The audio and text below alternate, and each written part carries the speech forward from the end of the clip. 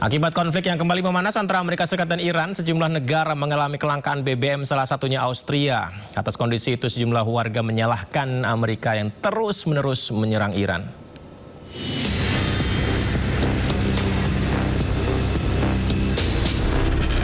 Warga Branau Amin, kota perbatasan Austria, mulai merasakan dampak kenaikan bensin atau bahan bakar.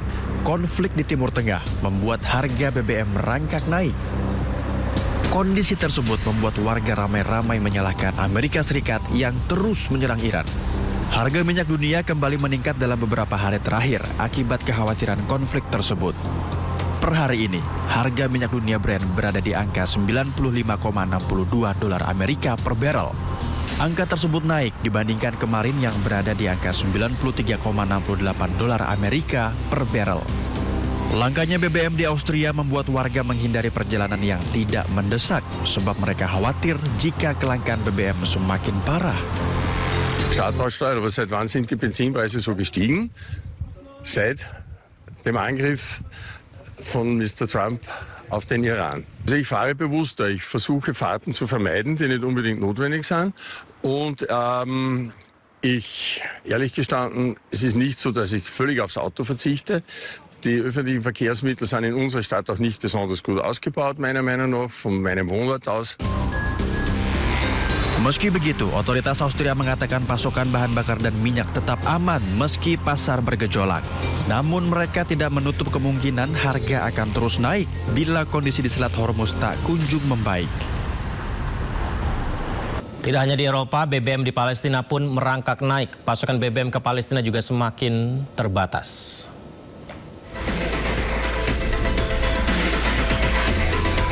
Antrean panjang kendaraan terjadi di pom bensin yang berada di seluruh kota Ramallah, Palestina. Tidak hanya membawa kendaraan, warga juga membawa sebuah wadah plastik untuk mewadahi BBM. Hal ini terjadi karena semakin menipisnya cadangan BBM di Palestina akibat konflik antara Amerika Serikat dan Iran. Bahkan, seorang warga harus mendorong mobilnya untuk mencari pom bensin dengan jarak yang cukup jauh. Kondisi ini membuat sejumlah warga mengeluh dan berharap kelangkaan BBM dapat diatasi. طلب تاكسي ب 20 شيكل لهون مشان اعبي جلن وهنا عبيت الجلن بعد ساعة ونص وانا بعبي الجلن عبيت الجلن وهسه بدي اخذ تاكسي كمان طلب ب 20 شيكل ل 40 شيكل على جلن 70 لتر وشارته مقطوعة. ومش المشكلة عندي انا، المشكلة عامة يعني مش خاصة في انا، عرفت كيف؟ فمفروض من السلطة تحل المشكلة هاي والمعضلة هاي. يعني المواطن شو بده من السلطة؟ بده الخدمات مقابل انه بدفع خدمات للسلطة من اي شيء المواطن بده للسلطة، من جمارك من كل شيء. مفروض السلطة انها كمان انها تخدم المواطن. Kementerian Keuangan dan Otoritas Perminyakan Umum Palestina menyebut konflik regional yang tak kunjung usai membuat stok BBM terus berkurang. Pihak berwenang mengatakan terus berupaya untuk meningkatkan jumlah pasokan bahan bakar dalam beberapa hari mendatang. Sementara itu, Direktur Jenderal Badan Distribusi Bahan Bakar Ramallah mengatakan kelangkaan BBM akan berakhir pada awal bulan Agustus. الأزمة هاي الحالية اللي هي الإجراءات الإسرائيلية في ظل الحرب الموجودة وانخفاض كميات التوريد وتهافت الناس كمان على المحطات أدى إلى هاي الأزمة. وإن شاء الله هاي الأزمة من هون لأول الشهر أو خلال الأيامات القليلة القادمة إن شاء الله بنكون نطلع منها زي ما وعدونا هيئة البترول ووزارة المالية.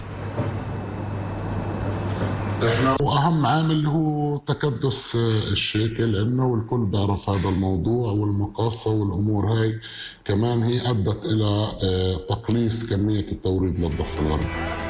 Selain itu, menurut pemerintah setempat, kelangkaan ini berkaitan dengan langkah-langkah Israel selama masa perang, berkurangnya pengiriman, serta panik buying warga Palestina. Iran kembali menyerang sejumlah pangkalan militer Amerika Serikat yang berada di Timur Tengah. Kali ini mereka menargetkan fasilitas militer AS di Yordania.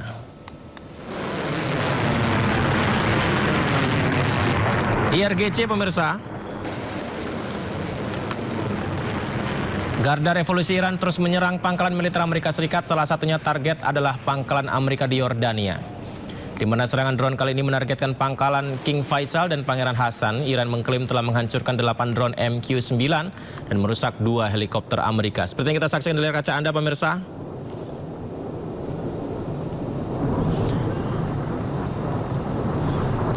Ya,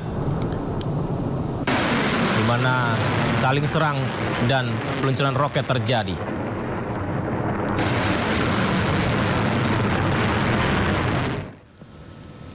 Sementara itu, Amerika Serikat kembali meluncurkan gelombang serangan ke-12 yang menyasar fasilitas militer milik Iran.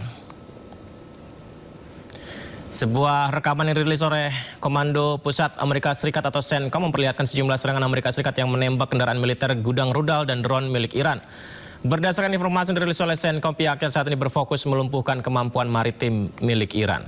Lebih dari 50.000 personel militer Amerika Serikat dikerahkan di seluruh penjuru Timur Tengah untuk bersiap jika sewaktu-waktu terjadi eskalasi di daratan Timur Tengah.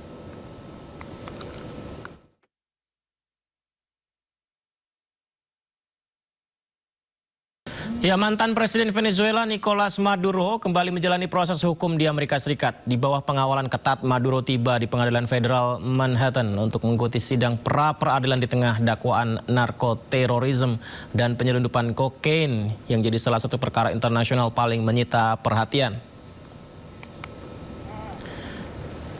Ini adalah iring-iringan kendaraan yang dikawal polisi membawa mantan Presiden Venezuela Nicolas Maduro tiba di Pengadilan Federal Manhattan, New York, Amerika Serikat. Rekaman video ini kita bisa saksikan konvoi kendaraan berkaca gelap melaju di jalanan kota New York dengan pengamanan ketat menuju gedung pengadilan. Pemirsa, Maduro didakwa atas konspirasi narkoterorisme, konspirasi penyelundupan kokain ke Amerika Serikat, serta pelanggaran terkait senjata. Maduro dan Flores ditahan di pusat penahanan federal di Brooklyn setelah ditangkap pasukan Amerika Serikat dalam operasi militer di Caracas pada 3 Januari lalu.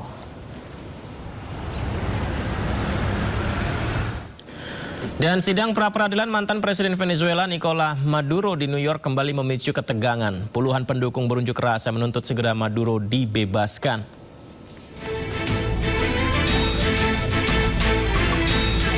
Puluhan demonstran berkumpul di depan gedung pengadilan federal Manhattan, New York. Mereka menuntut pembebasan mantan Presiden Venezuela, Nicolas Maduro, dan istrinya, Cilia Flores. Para pengunjuk rasa membawa spanduk dan poster bertuliskan tuntutan agar Maduro dan Flores dibebaskan. Massa juga mengibarkan bendera Venezuela sambil meneriakkan yel-yel di depan gedung pengadilan. We're out here today to demand the release of President Nicolas Maduro and First Lady Cilia Flores. They've done nothing wrong. They're the democratically elected leaders of Venezuela.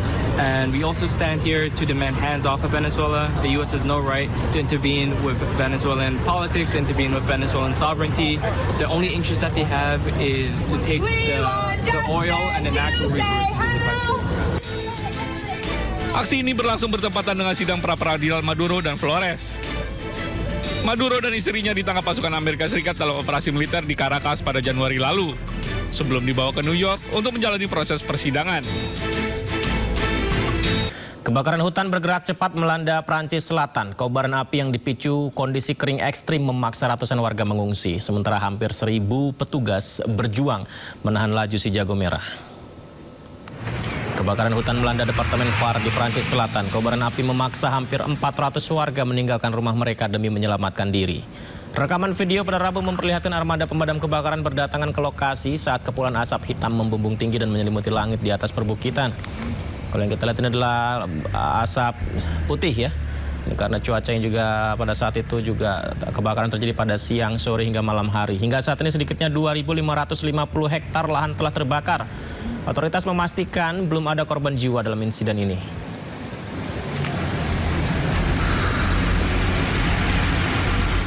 Berikutnya kita ke India. Banjir dahsyat menerjang negara bagian Assam, India. 21 orang meninggal dunia dan ratusan ribu warga terdampak di tengah ancaman hujan lebat yang masih berlanjut.